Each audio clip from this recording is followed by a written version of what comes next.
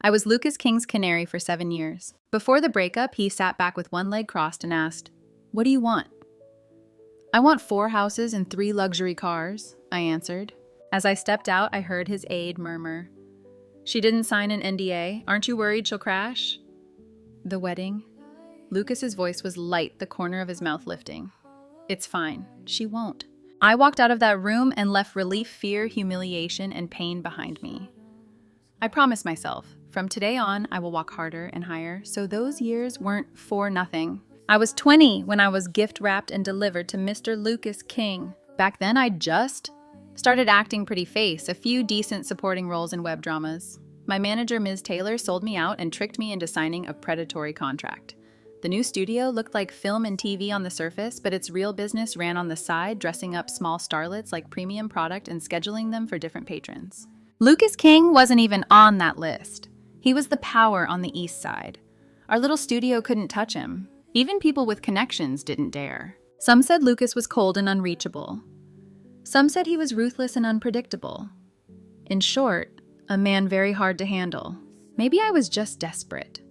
After dodging a few appointments with fake sick days, the company finally forced me to pour drinks for a greasy boss in his 40s on the same night Lucas was negotiating in the very same lounge. On one side, a lecherous, middle-aged nobody. On the other, a young, high-status kingmaker. Anyone would choose the latter. I shoved past Ms. Taylor, pretended to slip, and fell at Lucas's feet. Worst performance of my life, nerves and despair leaked through my mask. Before he could signal security, I grabbed his sleeve and pleaded, "Sir, will you help me?" That day I wore light makeup, a simple white tee and skirt. I looked right. Inside, I was terrified. What if I wasn't striking enough? There are so many beautiful girls, especially to a man like Lucas who'd seen them all. Ms. Taylor once told me, "Men in power soften for fragile girls. In youth, they love the wife who grounded out with them. Once rich, they chase the youth they've lost." The old play Rescue. The damsel never goes out of style. The young helpless kind always stirs mercy. Lucas leaned into the sofa legs, loosely crossed. Eyes lowered while he studied me. My back went clammy with cold sweat. Then cool fingers tipped up my chin and I stared into midnight black eyes. "What's your name?" he asked. "Lena. Lena Moore." "Got it," he said and flicked his fingers. Ms. Taylor hurried me away. I thought I'd blown everything. Ms. Taylor chewed me out the whole ride. "You want your mother to die untreated? You dared tease Lucas King? Want us all ruined?" I went numb until her phone rang. Her face went from shock to stammer to strange. That night, along with the termination agreement, I was delivered to a manor north of the city as a gift for Lucas King. I stayed by Lucas for 7 years, the only girl who won him with clumsy acting. People love to paint that as romance. He treats you differently, you're special. I wasn't immune to the fantasy. Sometimes curious, even to myself, I asked why he'd taken the bait. When he was in a good mood, he'd stroke my back and tease. "Maybe because your acting wasn't bad." I knew he was poking fun. Lucas wasn't the mercurial tyrant people described. Most of the time, he was quiet water. I was the chatter filling the echo. Maybe he liked that the big house didn't feel so empty. Still, don't mistake his gentleness for carelessness. He had iron self-control. He called me when he needed a warm body to sleep beside or someone to talk him calm. I'd ramble until my throat ran dry. He'd rest with his eyes half closed. I never knew how much he heard. 6 months in, he took me to Miami for a negotiation. Reality slapped away my naive, "I'll just not see, not hear" rule. When a swaggering thug postured, Lucas clasped my hand around a knife and drove it across the man's palm. I ran outside and vomited. The screaming inside went on until it didn't. When Lucas finally looked my way, his eyes were flat. Bored. Boredom is fatal for someone in my role. Panicked, reckless, I climbed into his lap in the Maybach, back to the hotel, awkward, rule-breaking, but honest. Sometimes sincerity is the only trump card. From then on, he kept me on a steady tether. Sometimes I slept beside him. Sometimes he just listened while I told set stories. He didn't ask what I wanted, he simply anticipated it. Roles, introductions, doors opened. He called me Lena in that warm, proprietary tone and told people I was his girlfriend. When he visited my mother in the hospital, he introduced himself. "Nice to meet you, Ms. Moore. I'm Lena's boyfriend, Lucas King." My heart pounded. There were video calls from the Middle East missile batteries booming like popcorn on the horizon, while he scolded, "It's 2 a.m. there." Sleep. There was a night someone used me as bait.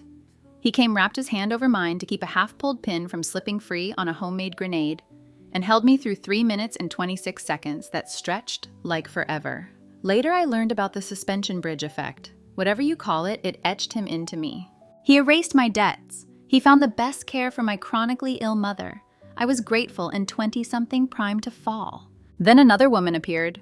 Her name was Faith Lynn, a new actress. Many had tried Lucas' voluptuous, sprightly angelic. A few even copied my old fall at his feet routine. Almost none lasted. Lucas was too busy to collect toys. Faith did. He housed her elsewhere, opened doors, and her star rose. We met on a set. She deliberately botched takes and asked the director if she could slap me for authenticity. The director hesitated. Same backer. He couldn't offend either. Faith called Lucas on speaker, pouted loud enough for all to hear. He murmured, "I hear you." She smirked and hung up. At dawn, she and a crooked producer were fired and quietly shelved. Days later at a red light, Lucas asked, "What compensation do you want?" The day before, Faith had wept at my feet. Mascara streaked, clutching my hem. "I was wrong. Don't target me. I have debts and family. Please let me plead with Mr. King." It was sweet and sour. Sweet because anyone likes a turnabout. Sour because what happened to her could be me. I knew the move that would have kept me for years. More, "I don't want money, just come back." I didn't say it. Year 8 news broke. Lucas was engaged to Harper Tate, a blue blood heiress. The engagement glittered with brass power and CEOs. Lucas' bespoke suit, arm linked with Harper's, looked every inch the future he'd mapped. They matched on paper and in person. He scrubbed his trail, paid off clingers, arranged exits. The ones who only wanted cash took it. The ones who wanted leverage got favors. The ones who begged for love ended like Faith. When it was my turn, no aide called. Lucas did. We met. He ate quietly, then looked at me. "Lena, what do you want?" 7 years had already bought my mother's care. My career runway, jewels and limited edition bags. More valuable were the contacts and leverage. My accounts and taxes were the kind most people never imagine. I answered plainly, 4 houses and 3 luxury cars. He didn't blink. "Keep this house too. And I'll transfer another $70 billion. "Skip the house," I said. "Put everything in cash." He nodded, told his aide to arrange it in rows. Rain ticked the glass. Outside, I heard the aide worry, "No NDA if she crashes the wedding." "It's fine," Lucas said, voice fading into the drizzle. "She won't." He was right. Not because I was afraid, because I refused to make my life smaller. The next morning, I moved out. On his wedding day, we trended together, I on the entertainment pages for a red carpet look. He on the politics page for a state-level alliance. Different sections of the same newsstand. Then, my mother relapsed. I threw money at it until there was no more to throw. I lost her anyway. She apologized for dragging me down, said she never measured my life in money, only in whether I was happy. When I cleaned out her things, I found a red New Year's envelope she'd sewn from odd jobs, $2,000 she'd saved for me. I held it and cried until I couldn't breathe. I could buy apartments, cars, islands of time, and not one more day with her. I disappeared for a while. I backpacked through Mexico and Colombia to the far south.